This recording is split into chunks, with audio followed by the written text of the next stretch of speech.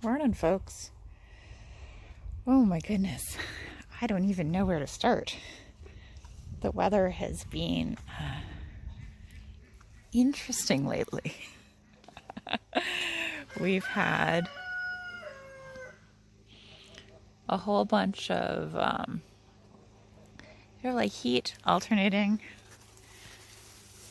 with rain, alternating with heat, alternating with rain. I can't reach. And work has been very busy. And I had some people stand me up for some pigs, picking up pigs. So, it's just been a mess. I've been getting things done that need to be getting done, but not everything that I would like to be getting done.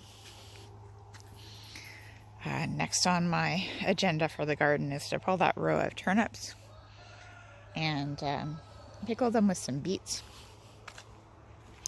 Ferment them, so put them in with salt and water in my sauerkraut crock. And then they'll turn themselves into an acid enough pickle that I can can them in a hot water bath. And then they'll do for the winter without having to be in a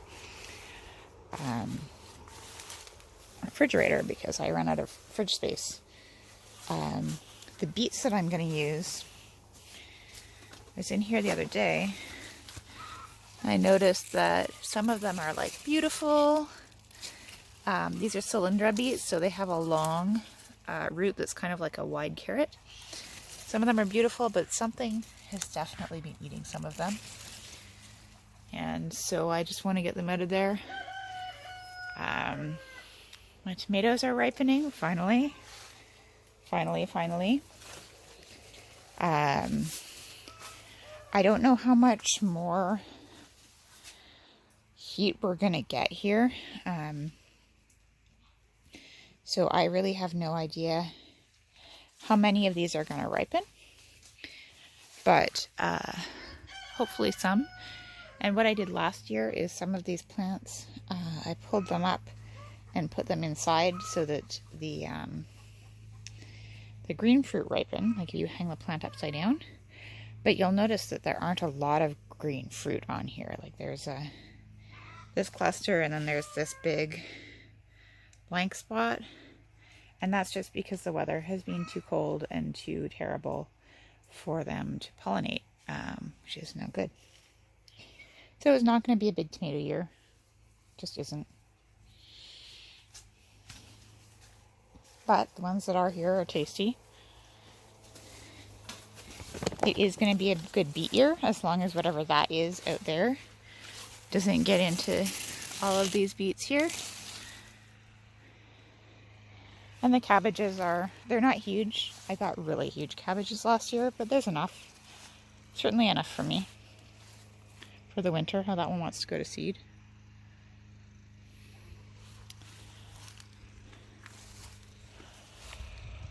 So the garden's doing okay. I've only watered like 4 times this year. Because we had 2 days of really, really hot, and I was thinking, okay, I'm gonna have to start watering. I watered the deck up there, and then turns out next day pouring rain.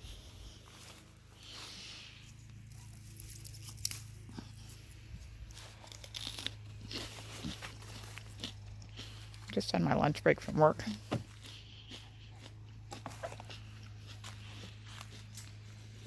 So I'm grazing my way around the garden like you do. I am going to have a ton of potatoes.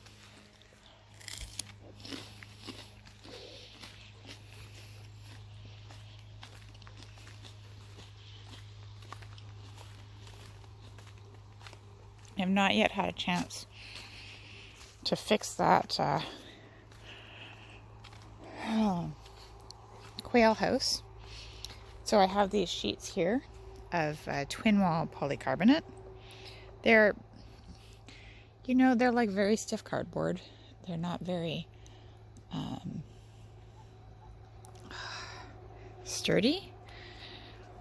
But in here, where the quail are, you are going to see like a disembodied pig head in a second, incidentally, because the quail picked the meat off it. Anyhow, hey quail. In here, when I built this, I lined the parts up here in mesh so the quail couldn't get out, and I just kind of boarded up the top there. But the quail can fly out there. I have lost them that way. I'm not 100% sure that there's not a bird of prey that knows how to get in that way. So I need to take down the mesh and put the polycarbonate on instead. And I've been thinking about making... Hey, Mr. Rooster.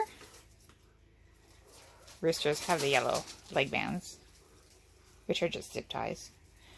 I'm making cages in here. Most people who have their quail keep them in cages. But anyhow, I need to clear this out, take all of this quail bedding and put it outside in what will be next year's garden, and then replace it with clean. Yeah. You don't understand quail, do you? It's okay. I love you more than I love any individual quail.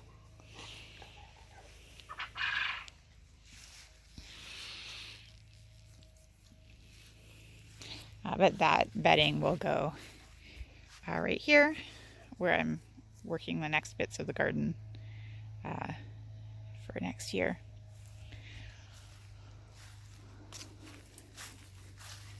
The little chicks over here are all super huge.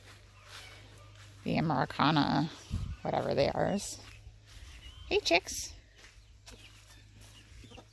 Hey chicks.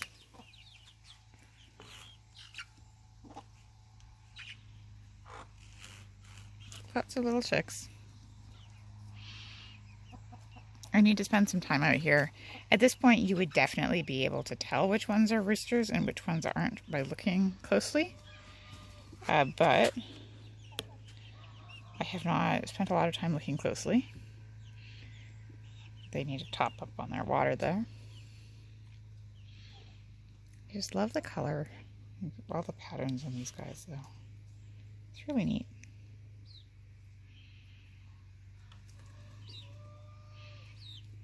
Oh, I think that one's a rooster. Okay, I have to do that later anyhow. And I also have to clean out this chicken coop. Just lots to do.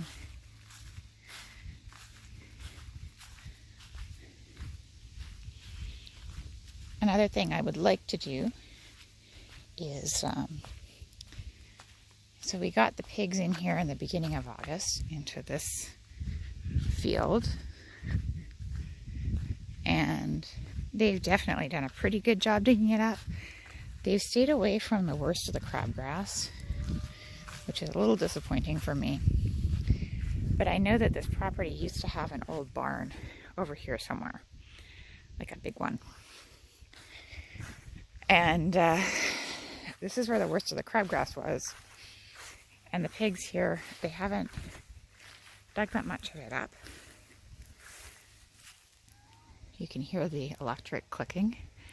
Need to clear the dirt away from the electric there. But also, it's just really hard ground to get fence posts into. And I was hoping that they would dig this all up and I would be able to see what was under there. But, and replace it with something other than crabgrass. But that has not happened.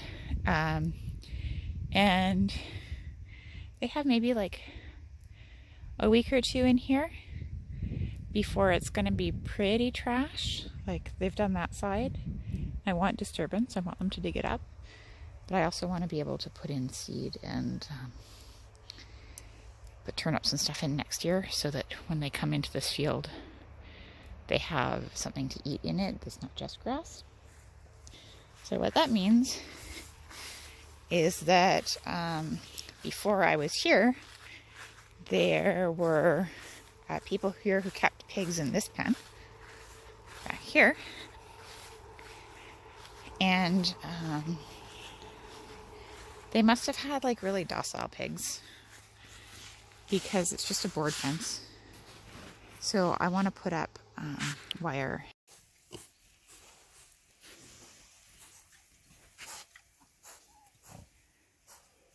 UV had 2 babies and she's been taken out to be shipped. So I think those 2 there are hers. I think they've adopted this one, apparently, as their mom. I don't know if that's actually working for them. She did have a baby, but then she abandoned it. Well, let Knox here adopt it, and now I guess she's getting 2 in return. It takes a village.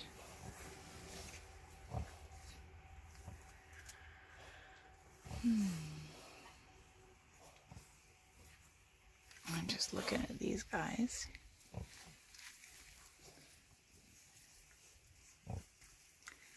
As always, you know, I'm always watching them to see who am I keeping, who's going, who's doing well, who's doing poorly.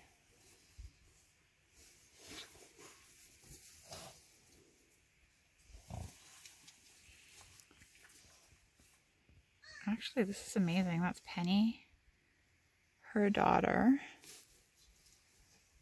and Black Chunk, her other daughter.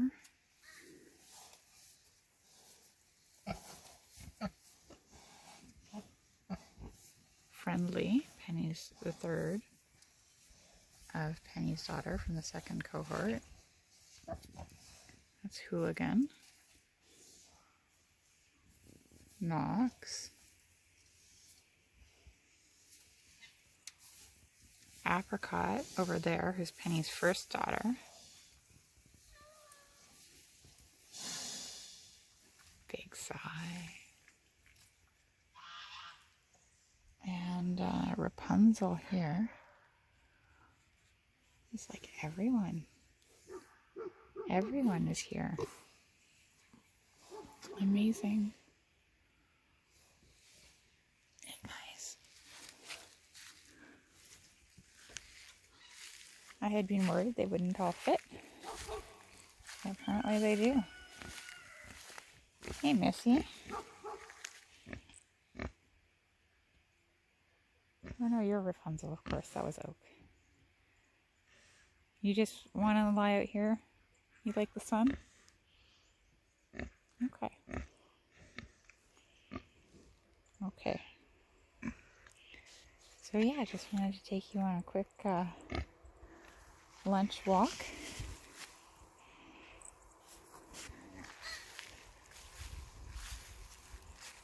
You all have a good afternoon.